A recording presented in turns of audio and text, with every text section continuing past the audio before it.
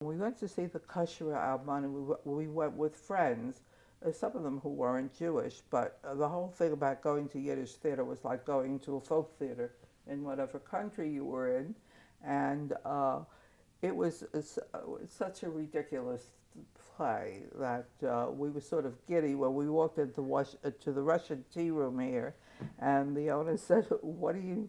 Where are you coming from?" You know, he's so charged up, and we told him, and he said, "You know, my wife was an actress, and I thought she should see the Yiddish theater." We went to the Yiddish theater, and I had translated for her.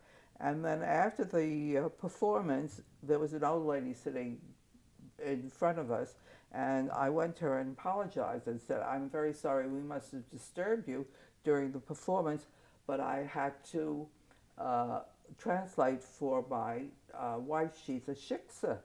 And the old lady says, "A yidishe shikse." So he said no, and she said, "A shikse shikse?" I remember that was very funny after that play.